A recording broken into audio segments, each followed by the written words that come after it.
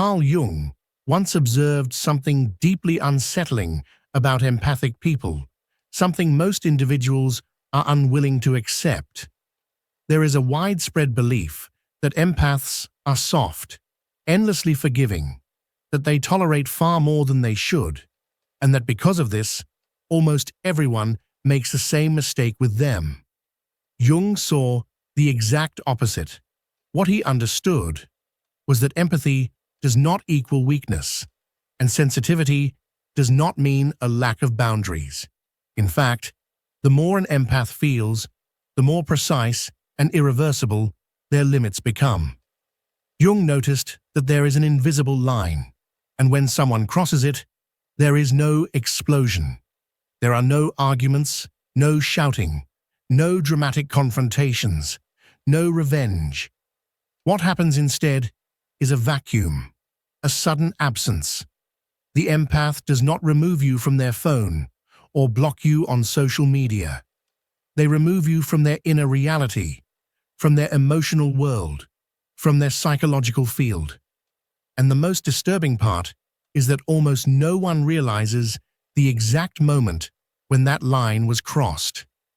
People only discover it when there is no way back, when the warmth is gone, when the access is closed. Empaths do not seek revenge because they do not need it. Removing someone is not a punishment. It is self-preservation. It is a quiet, internal decision made long before it becomes visible on the outside. The real question is this: what emotional mistake causes that final closure? What has to happen for someone who feels so deeply to decide to never feel you again?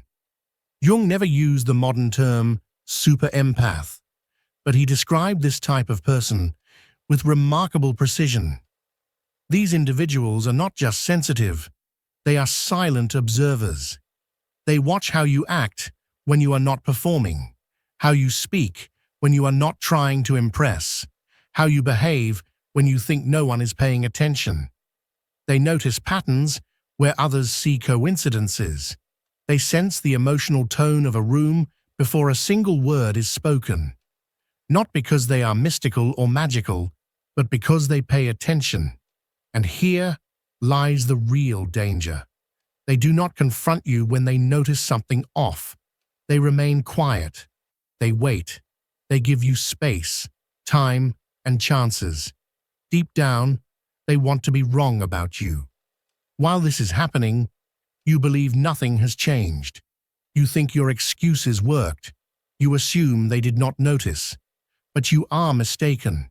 They are building a mental archive. Every contradiction is stored.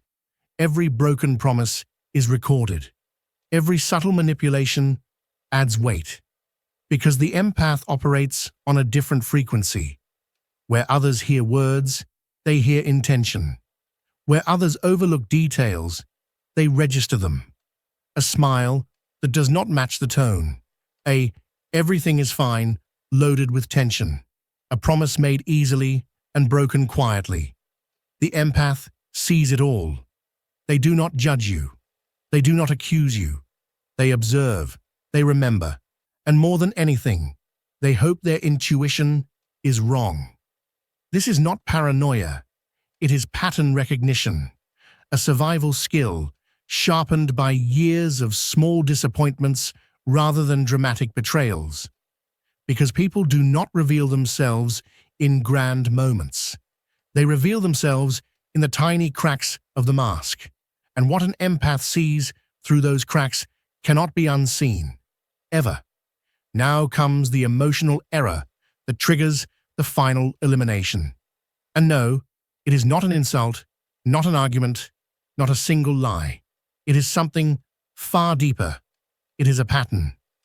The mistake happens when you make the empath begin to doubt themselves. Not you, but their own perception, their own emotional compass. You do it slowly. You tell them they are exaggerating, that they are too sensitive, that everything is in their head. You dismiss their feelings as if they carry no weight. You deny what is obvious and lie even when they already know the truth. you betray quietly, trusting they will not notice. And when they finally do notice, you make them feel guilty for having noticed at all. You take their empathy, their greatest strength, and you turn it into a weapon against them again and again. And here is the fatal mistake. You believe they will never leave because they care too much. You confuse patience with weakness, silence with ignorance. You assume they will always be there, no matter how much you emotionally disorient them. Jung observed this dynamic repeatedly in his clinical work. He understood that gaslighting is not just lying. It is an attack on another person's reality. It is an attempt to make them stop trusting what they see, what they feel, and what they know. The pattern is almost always the same. Someone comes to the empath carrying problems, chaos, emotional weight, and the empath, by nature, responds with support, with listening, with emotional energy. But something does not align. The stories shift. Actions contradict words. Change is promised, but every solution is subtly sabotaged. "I value you," is said, while boundaries are crossed again and again. "I'm honest," is claimed, while small lies are detected. When the empath asks questions, everything is denied. The story is flipped. The empath is made to feel guilty simply for daring to ask. And that is when the internal switch begins to move, slowly, quietly, irreversibly. Because once an empath realizes that their empathy is being used to distort their reality, something fundamental breaks. Not loudly, not dramatically, but completely. The cycle repeats, and then something far more dangerous happens. The empath begins to doubt themselves. Maybe I'm exaggerating. Maybe I'm expecting too much. Maybe I'm the problem. That inner war is exactly what the manipulator needs. Because as long as the empath doubts their own intuition, they will not trust it. And intuition is their greatest defense. The moment you convince them to question it, something inside them fractures, but not in the way you might imagine. It doesn't break outwardly, it collapses inward. When the intuition of an empath is manipulated, something changes permanently. Carl Jung described this moment through his concept of shadow integration. The shadow is the part of you that you do not reveal. It is the repressed anger, the necessary coldness, the capacity to defend yourself without hesitation, even if that means removing someone from your life. Most people repress their shadow, but empaths do so more than anyone else. They do not want to hurt others. They do not want to harden themselves. They would rather hurt themselves than cause pain to someone they care about. They choose self-sacrifice over confrontation, silence over boundaries, endurance over truth. But when trust is broken again and again, the shadow cannot remain asleep. And when it awakens, it does not explode or scream. It does not accuse or create scenes. Instead, something far more decisive happens. The empath stops protecting your emotions and starts protecting their reality. This is the exact moment the door closes. Jung recognized this process as an essential stage of psychological growth. It is the moment when a person chooses themselves over a false connection, because the empath realizes something devastating. Keeping you in their life requires betraying themselves. It requires ignoring their instincts, lying to themselves, and pretending not to see what they have already seen. And that price is too high. This realization does not arrive without resistance. The empath fights it. They give you more chances. They search for the good in you. They try to understand you. They work hard to excuse your behavior. They tell themselves stories that soften your actions, minimize their pain, and distort reality so they don't have to lose you. But there comes a point where evidence weighs more than hope. The pattern becomes impossible to ignore. Staying hurts more than leaving. And that is the moment of transformation. There is no rage and no revenge, only clarity. The empath stops being only empathic and becomes powerful, not through aggression, but through elimination. They see the truth and accept it completely. You are not who they hoped you were. You are not capable of offering the relationship they needed. You are not who they believed you would become. Once that truth reveals itself, it cannot be unseen. This is where the mechanism, known as the door slam, comes into effect. The empath does not yell at you. They do not send angry messages. They do not broadcast their version of the story or create drama. They go quiet. They go cold. They disappear emotionally. You notice it immediately. The warmth is gone. The attention is gone. The effort is gone. Now you are speaking to a wall. The empath is present, but no longer with you. They respond, but they give nothing real. They are polite, correct, and distant. You might think they are just upset, that they need time, that it will pass, but it does not pass. This is not anger. It is a decision. This is the door slam, a total emotional closure. At that point, something becomes clear to them. You are no longer safe. You are no longer trustworthy. You are no longer worth their energy. And once that decision is made, it is not negotiated or discussed. It is sealed. Why is there no turning back? Because now they see you. They see who you are when the mask falls. They see your patterns, your games, your repeated lies, and that cannot be forgotten. Jung explained this clearly. When a perception becomes conscious, it cannot be erased.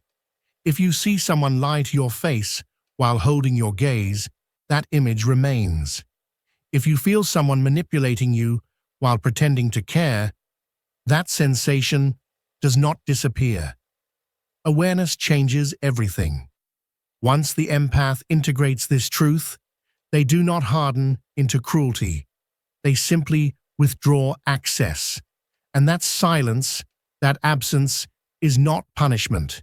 It is self-preservation. The empath's intuition is the foundation of everything they are. Attack it often enough, and you destroy the very base of the bond.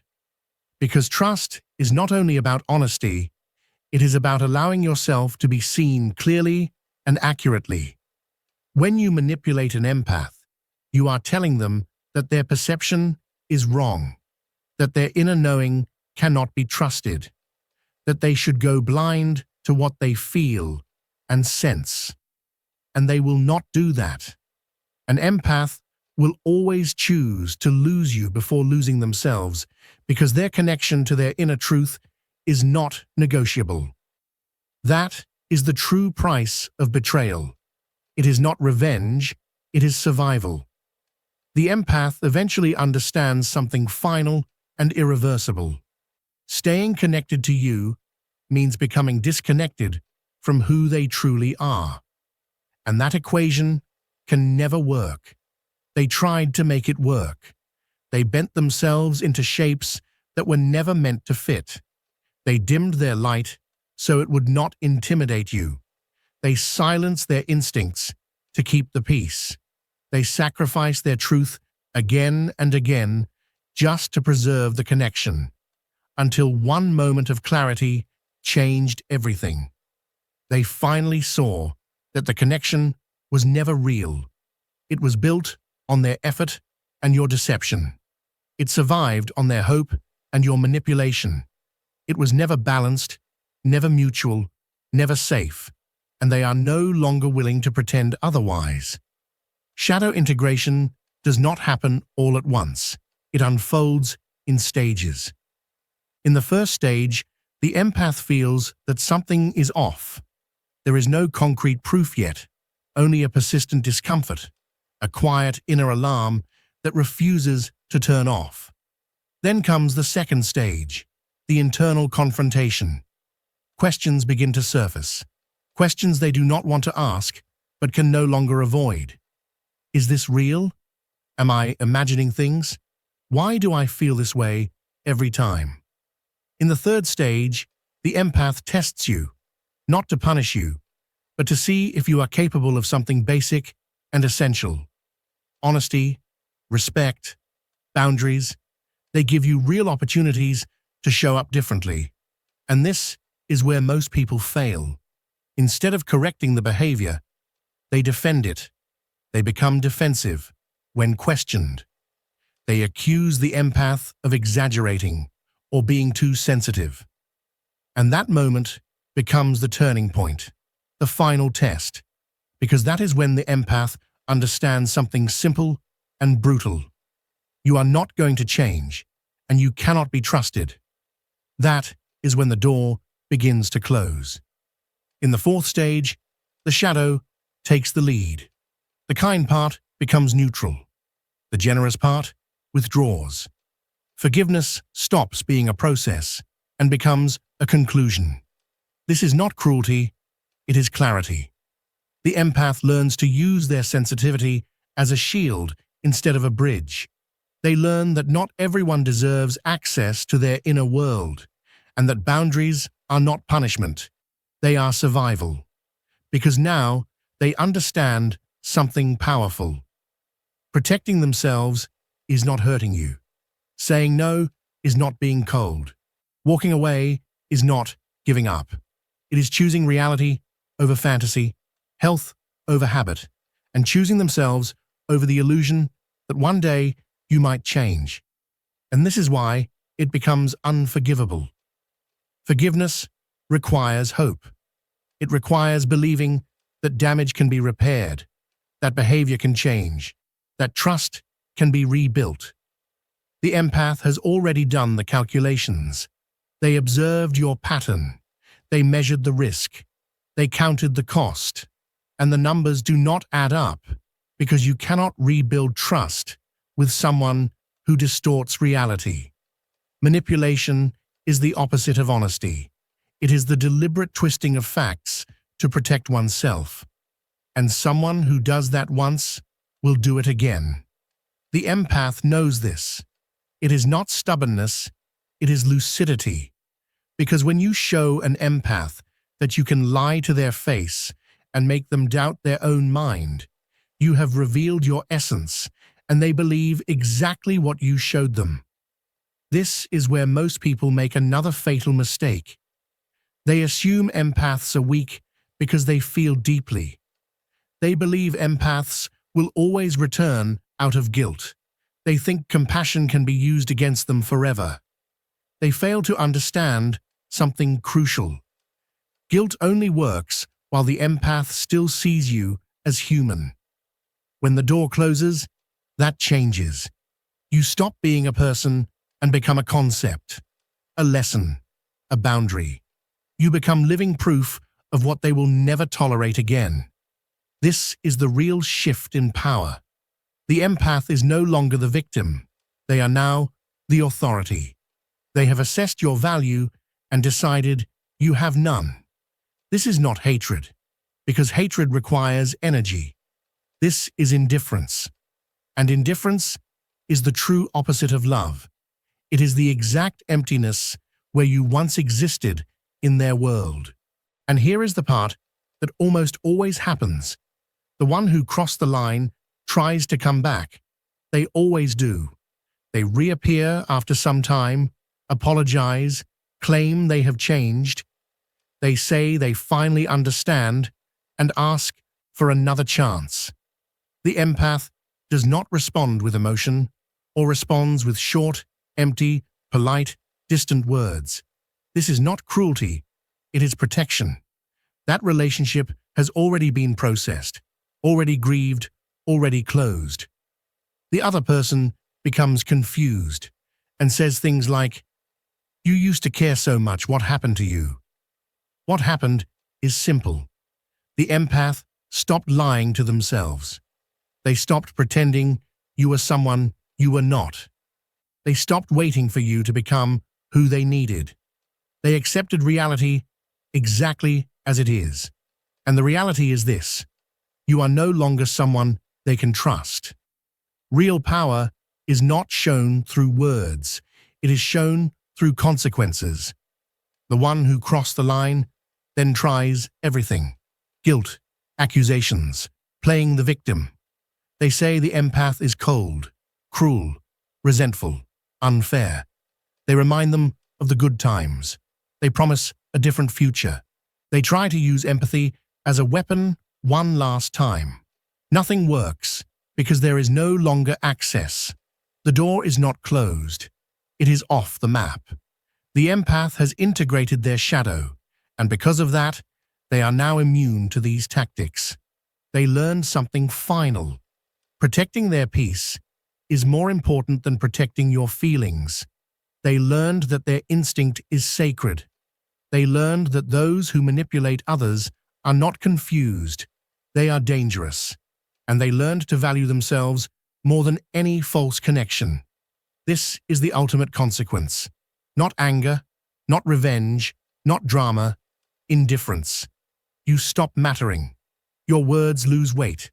Your presence loses impact. Your apologies fall into emptiness, not because they are not heard, but because they no longer mean anything. You are now irrelevant.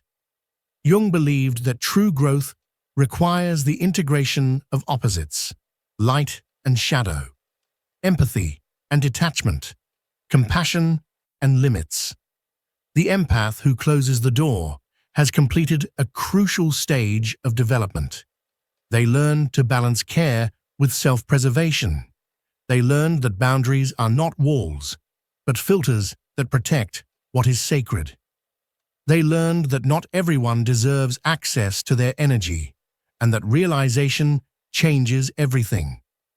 It makes them stronger, wiser, more selective, and more powerful, because now they know their worth, they know their limits, and they know the exact price of ignoring their intuition. They will never pay it again. And the person who was shut out is often left confused, saying things like, "I thought empaths always forgave." And they are right. Empaths do forgive. But forgiveness is not the same as reconnection. Forgiveness is the act of releasing anger, loosening the grip of resentment, letting go of the desire for revenge, and wishing someone well from a distance. It is not an invitation to let them back into your life. It is not access. It is not reconciliation. A deeply empathetic person can forgive you completely and still never speak to you again. These two truths do not cancel each other out. Forgiveness is an inner process, something that happens within the self. Reconnection is relational, something that requires trust, safety, and mutual responsibility. One does not depend on the other, and one does not guarantee the other. The empath forgave you the moment they realized you were no longer their responsibility. In doing so, they released you from their emotional concern, but they also released the illusion that one day you might become trustworthy. That hope quietly dissolved. The door was not slammed in anger. It was closed with clarity. The lock was changed. The address was erased. And this is where the story reaches its turning point, the moment when the person who caused the harm finally understands what has happened. The empath is not coming back. This is not a test. It is not temporary distance, not silence meant to provoke reflection, not a strategic pause. It is an ending. And that is when panic sets in. The tension rises. The efforts intensify. Suddenly, there is a desperate search for any reaction at all. Anger surfaces at being ignored. Accusations appear, painting the empath as cold or cruel. Mutual friends are pulled into the narrative. The roles are reversed, and the one who caused the damage presents themselves as the victim. The story is rewritten again and again. The volume increases. The justifications multiply. But none of it matters. Why does it not matter? Because the empath is no longer there. Emotionally, they have already left. They have fully detached. Their energy no longer flows toward you. It has been redirected elsewhere. While this chaos unfolds, the empath has already begun building a different life. A life in which you do not exist. A life with clear boundaries, where intuition is honored, where inner signals are trusted instead of questioned, and where they no longer doubt their own mind. You are not part of that life, and you will never be again. This is the final resolution. The super-empath has won, not by destroying you, not by seeking revenge, and not by proving anything to anyone, but by choosing themselves, by protecting their reality, by honoring their truth. This is the highest form of self-love, refusing to dim their light for someone who only feels comfortable when others live in the dark. It is refusing to doubt oneself for someone who benefits from confusion, refusing to shrink in order to soothe someone who is threatened by growth. The empath has stepped into their power, and that power is quiet, calm, and unwavering. It does not need to shout. It does not need explanations. It does not seek validation. It simply exists, grounded and whole. The door is closed. The chapter is complete. The lesson has been learned, and the empath moves forward lighter, clearer, and stronger than ever before. So let me ask you something that is not asked of just anyone. Have you ever felt that moment inside you when something suddenly clicked? It was not rage. It was not drama. It was a clean, unmistakable silence. Have you ever reached that point of no return, that precise moment when you stopped explaining yourself, stopped trying to convince, stopped fighting, and began to protect yourself instead? That moment is not weakness. It is sacred. It is the exact point where you choose yourself over someone else's comfort. It is where you integrate your shadow, not to destroy, but to become whole. When that happens, something settles inside you. You feel complete. If you have lived this, you know exactly what Jung was pointing toward. You understand the power of closing the door. You understand the peace that indifference brings, and you understand this uncomfortable truth. Some mistakes are not forgiven, not because compassion is lacking, but because forgiving them would require betraying yourself. The super-empath learns this lesson once.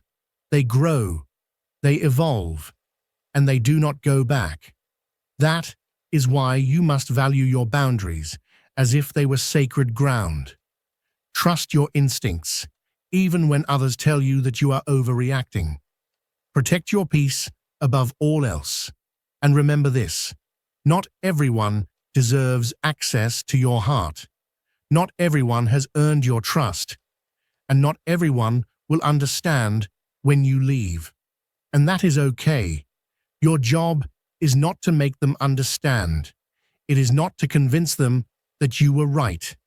Your job is to honor yourself, to remain faithful to your intuition, and to stop doubting yourself for the sake of someone else's comfort. You are not too sensitive. You are not asking for too much. You are not crazy for noticing patterns. You are awake, and that is profoundly powerful. If this message resonated with you, it was not an accident. This channel does not exist to distract you. It exists to wake you up. Subscribe and activate notifications only if you are willing to protect your intuition, only if you are ready to stop betraying yourself for the comfort of others. Here, we do not feed the noise. Here, we strengthen clarity.